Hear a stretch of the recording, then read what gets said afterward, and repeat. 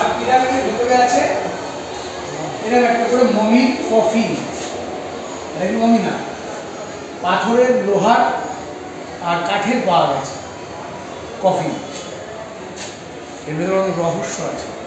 এটা পিরামিড।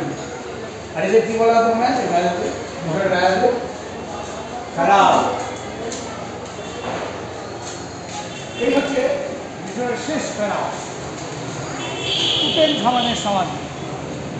ওরা জিজ্ঞাসা করলি না তো যে পিরামিড না কেন, সব রাজাতে পিরামিড হতো, কারণ তুতেনখামেনকে হত্যা করা হয়েছিল এবং রাজ পরিবারের লোকে হত্যা করেছিল, রাজার পাশের লোকই, যার জন্য তাকে ঢাকা দেওয়ার জন্য তাড়াতাড়ি এটা করতে 30 বছর লাগবে। ধরা পড়ে যেত, এটা করতে 1 বছর লেগেছে, তার মধ্যে কেস চাপা দিয়ে দিয়েছে। তুতেনখামেন মাত্র 9 বছর বয়সে রাজা হয়েছে। তোর বয়স কত? 11 বছর বয়সে তার বিয়ে হয়ে গেছে, আর তার টাকা করছে। কিন্তু তার স্ত্রী, মেয়েরা যেমন এখন ধোকা দেয় তেমন ধোকা দেয়, তার স্ত্রী ওই ঘোড়ার গাড়ির চালকের সঙ্গে ষড়যন্ত্র করে তাকে মেরে ফেলে, আর সেটাকে ঢাকা দেওয়ার জন্যে তাড়াতাড়ি এটা করবে, সে বুঝতে না।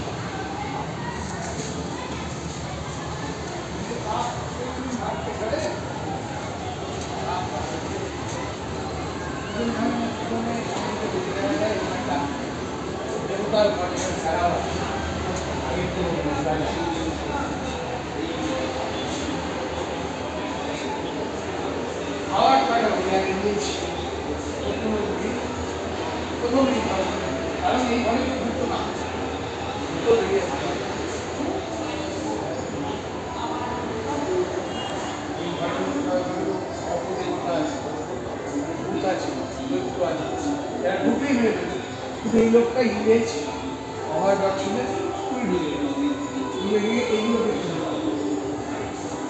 পেয়ে বুঝতে পারেন এই যে হাওয়াটা কিছু একটা আছে, বিজ্ঞানসম্মত কিছু আছে, ভূত নেই। তাও এই ঘরটা পুরো ভয় পাচ্ছে না, লোকে বলে এই ঘরটা ঢুকলেই সরে ফিরে।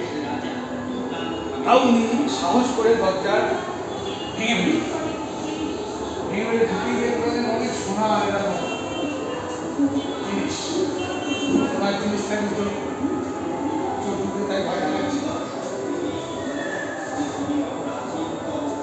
মানুষ ভয় পেলে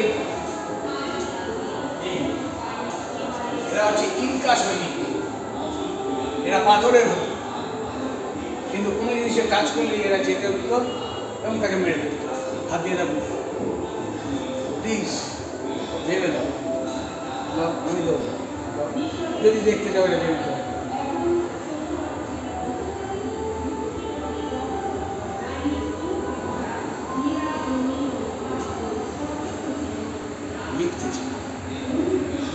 কারণ এ ছিল নেফারটিতে জাদুঘর নিয়ে আবার তুতেনখামেনের সৎ মা, আর তার মেয়েই তুতেনখামেনকে মেরে ফেলেছিল। তাই সে তার মেয়েকে বাড়িতে বলতে ছিল এগুলো ভূত আছে, এগুলোকে ডু না, এই সেই নেফারটিতে।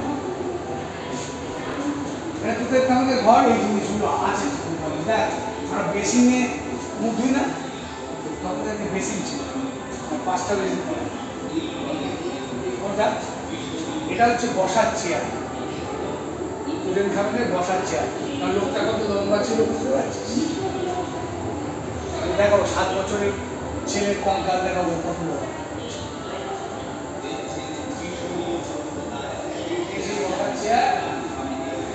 সবাই ভাবতো এই আমুলিশ, এই বদমাইশ, এই এখানটা ঘোরাফেরা করে, নেপাল তিতির আদেশে জায়গায় আর সবাই মিলে যায়, সবাইকে হঠাৎ করে বলা নিল। কিন্তু এই যে দেবতা, শেয়াল দেবতা, এই সমান মূর্তিটা দেখে সবাই বলে এত শুভ এখানে না। তারপরে হাওয়ার্ড কার্টার এই ঘরে ঢুকে ঢুকলে সমস্ত ব্যাপারটাই বিজ্ঞান ভিত্তিক। একটা মমি তৈরি করতে 4 বছর লাগবে। এই লোকগুলো মমির দেহকে বিভিন্ন ওয়ারিং করে, চামড়া কেটে তার ভেতরে বিভিন্ন জিনিস দিয়ে, এখন ওটা কী হবে তো ওপর দিয়ে একটা এমন কেমিক্যাল দিতে মাংসগুলো মাংসের মধ্যে যে জল থাকে না, মুরগির মাংস নিয়ে ঝুলিয়ে জল অনেকটা, সে জলটা পুরো শুকিয়ে দিয়ে দেবে। আর জল যেই শুকিয়ে যাবে কোনো জিনিস পচবে না, জল না থাকলে মানুষ পচতে পারে না, জিনিস পচে না, যার জন্য শীতকালে ভাত টাত পচে না।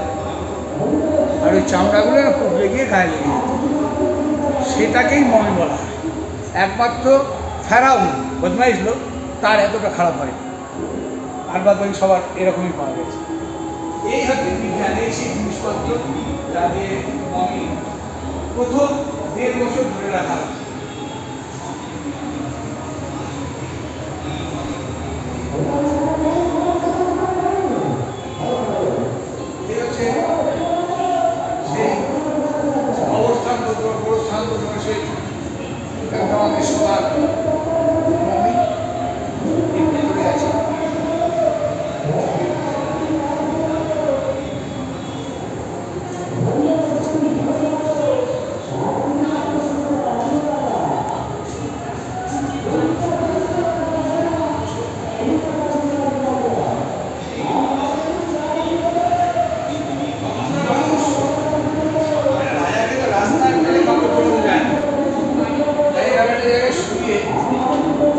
প্রায় 1.5 বছর ধরে আস্তে আস্তে সলিউশন দিয়ে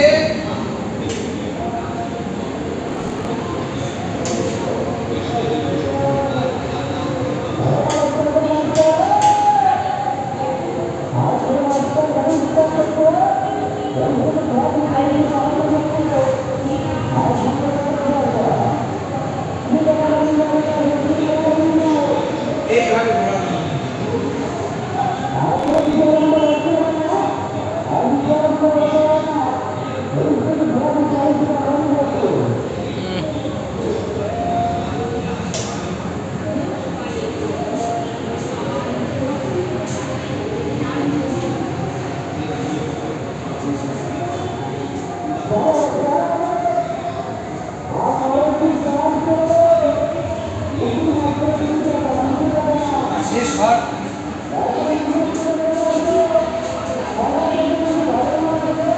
এই ঘরে শেষ 6 মাস রাখা হতো। তারপরে এই তোমার যে মমিটা দেখলি, এইটা হচ্ছে শিরস্থান, পরেরটা বডি ঢুকে যেত। কিন্তু এই যে কঙ্কাল, এটা তুতেনখামেনের মৃত্যুর একটা কারণ। তুতেনখামেনের একটা ছেলে হয়েছে, 7 বছর বয়সে তাকেও মেরে ফেলা হয় কোনো কারণে, তার মাই মেরে ফেলেছিল। কিন্তু বাচ্চাদের দেহ তো এরকম করা যায় না, কেটে দেওয়া যায় না।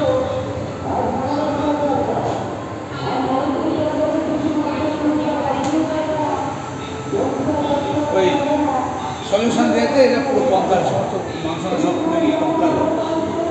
ওই সলিউশনে কি হয়, মাংসটা থাকে কিন্তু জল থাকে। আর এই হচ্ছে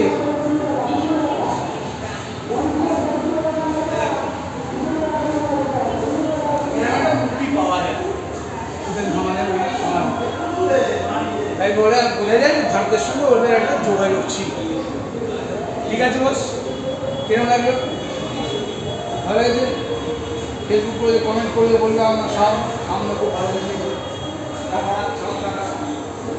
শামুক কাকা আমাদের বিশাল ভালো করে বুঝিয়েছে। আপনারা লাইক করবেন, শেয়ার করবেন, অথচ কমেন্ট করবেন আমাদের এই ভিডিওটা।